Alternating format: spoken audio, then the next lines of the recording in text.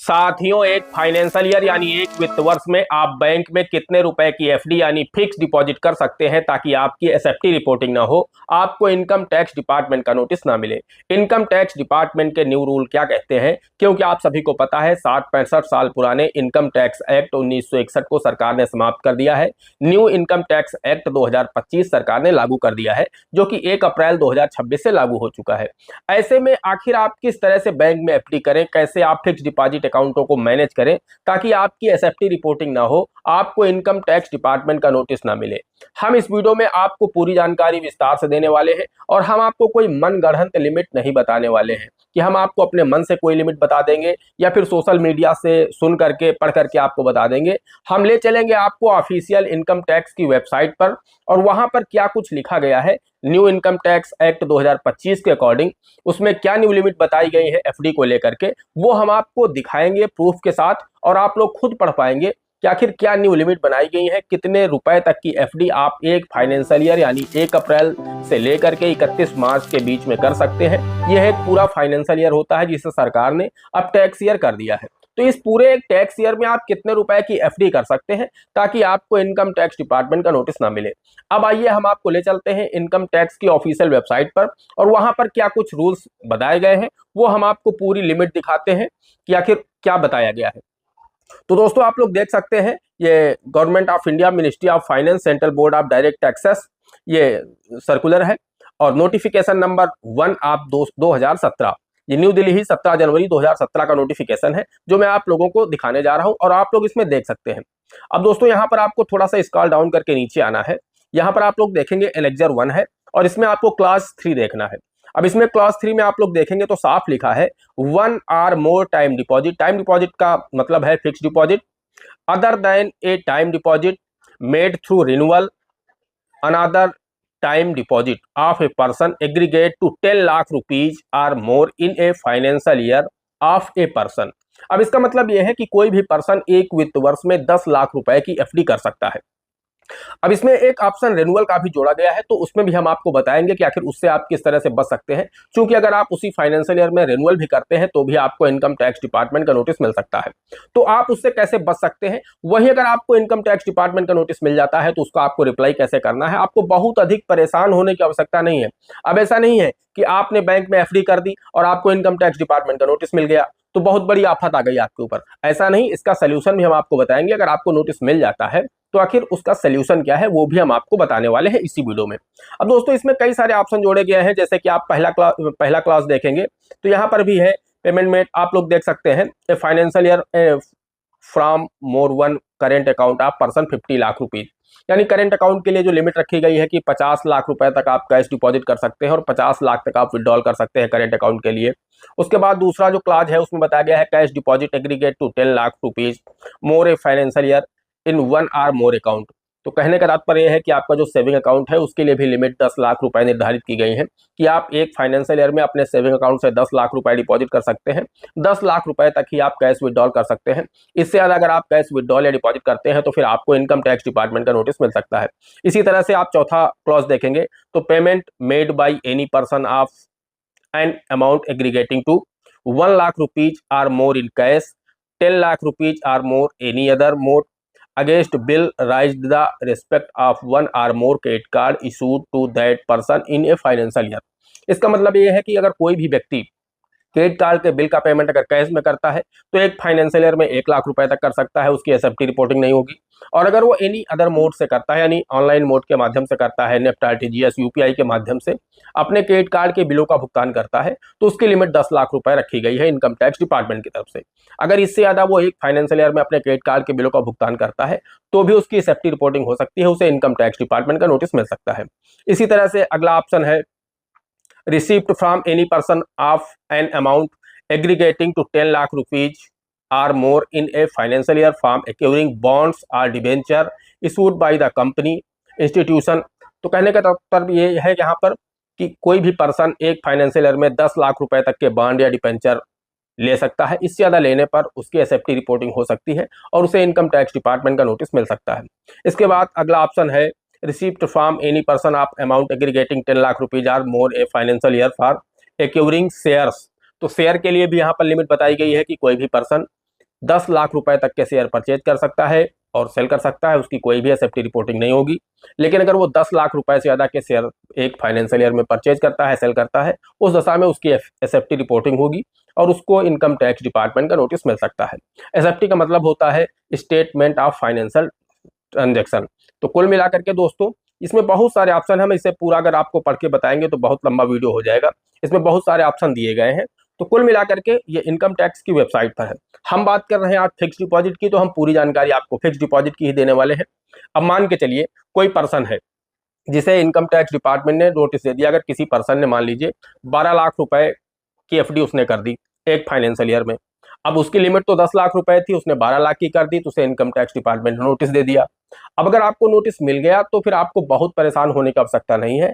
हो सकता है आपने अपना अगर 15 लाख रुपए का आईटीआर फाइल किया है, तो उस दशा में अगर आपको नोटिस आ भी गया है तो आप उसका रिप्लाई करिए कि महोदय मैंने 15 लाख रुपए का आईटीआर फाइल किया है, 12 लाख मैंने सेव किए हैं जो कि मैंने एफडी में डाले हैं, 3 लाख रुपए हमारा खर्च था। तो वहां पर आप बच जाएंगे आसानी से, आपको कोई भी दिक्कत नहीं होगी। यानी आपके पास सोर्स होना चाहिए, पैसा आपको मिला कहां से। या फिर मान लीजिए कोई ऐसा पर्सन है जो कि अपना आईटीआर फाइल कर रहा सिर्फ 7 लाख रुपए का और वो एफडी कर रहा है 20 लाख रुपए की उसी फाइनेंशियल ईयर में, तो फिर वो कैसे बचेगा? वो नहीं बचेगा, क्योंकि वो यहाँ पर टैक्स चोरी कर रहा है। उसने उस फाइनेंशियल ईयर में दिखाया है कि मेरी जो टोटल आय हुई है वो सिर्फ 7 लाख रुपए हुई है और वो सिर्फ एफडी कर रहा 20 लाख रुपए की या 15 लाख रुपए की। तो ऐसे में उसे इनकम टैक्स डिपार्टमेंट नोटिस थमा देगा और इसकी पेनाल्टी आप लोगों को पता है दोस्तों 60% से लेकर के 400% तक हो सकती है।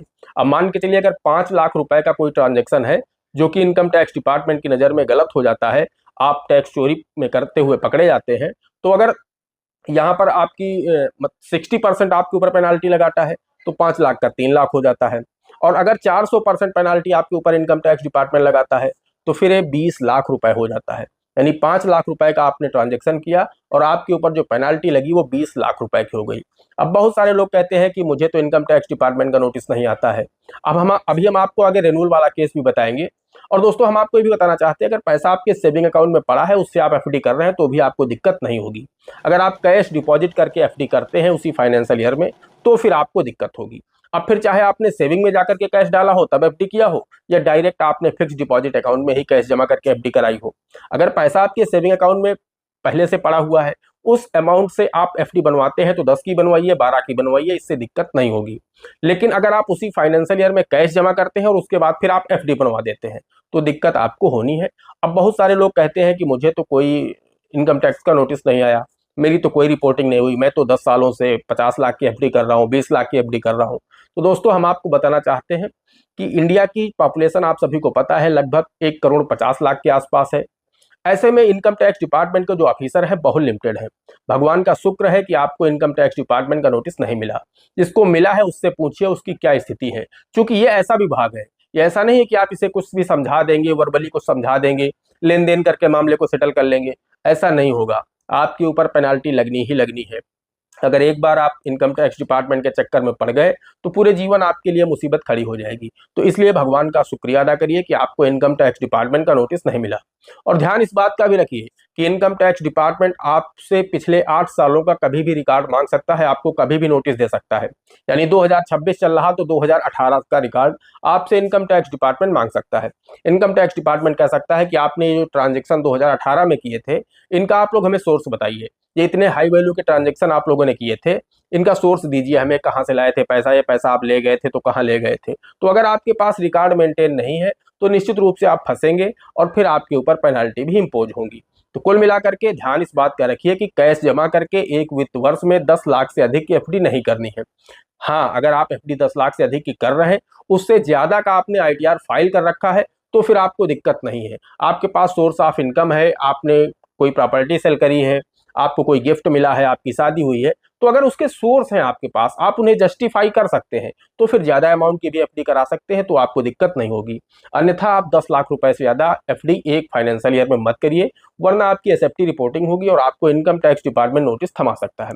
अब हम बात कर लेते हैं टीडीएस की, कि एफडी में जो टीडीएस कटता है, बहुत सारे लोग सवाल करते हैं कि सर ये टीडीएस कटता कैसे है, कितना कटता है, किन लोगों को कटता है, इस टीडीएस को कटने से हम कैसे बचा सकते हैं, और अगर कट गया है तो इसे हम वापस कैसे पा सकते हैं। तो दोस्तों हम आपको बताना चाहते हैं कि जिनकी उम्र 60 वर्ष से अधिक है उनके लिए लिमिट रखी गई है 1 लाख रुपए।